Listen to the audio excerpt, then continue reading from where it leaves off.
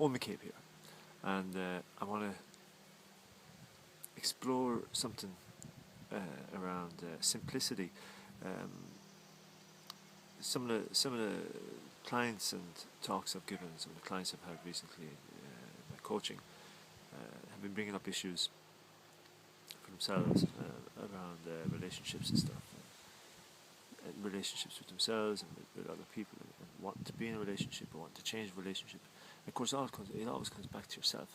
So I'm always keen to try and simplify things, keep things simple. It's very important. Keeps minimises the stress in life. You want things to be as uncomplicated as possible.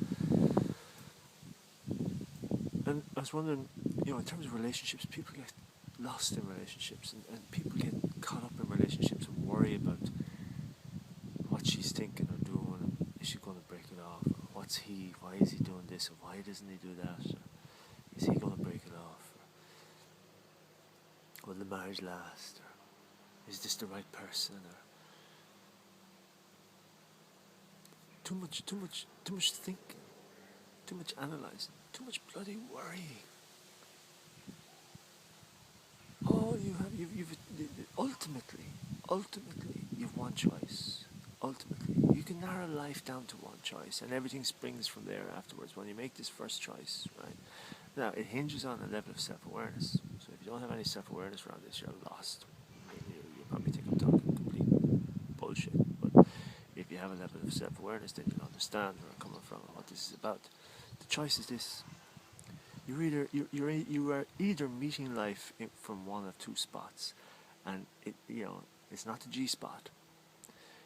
It's the head or the heart, and you have to become more discerning about recognizing both. And we are conditioned. We're brought up to be in the head. We're brought up to live and meet life from the head. And we see that as the intelligent seat. And it is intelligent, but it's not the nature of our intelligence. It's clever. It's a sharp tool, but it's only a tool. Our true intelligence resides in our heart. And if we disconnect from our heart by living in our heads exclusively, we're screwed. We're lost. We're going to make so many stupid, dumb mistakes over and over. We're going to meet the wrong people, hook up with the wrong people, sleep with the wrong people, live with the wrong people, marry the wrong people, do the wrong things, lose the people who we should be with, mess things up because we think we're trying to manage everything from our head, and we can't. That's why you have a heart. Turn it around, like Einstein said. Live from the heart. Let the heart be the master and guide the head forward.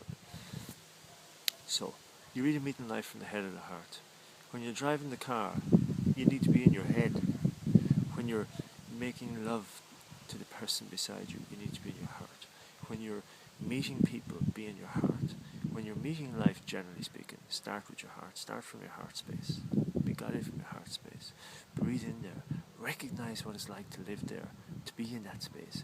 And the more you recognize it, the easier it is to be in there. Whereas if you're in your head all the time, it's like living on a desert island.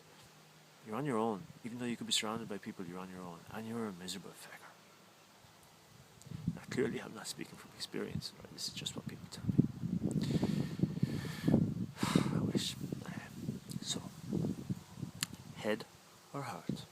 Where are you today? See you next week. I'm going to enjoy this sunshine. Bye.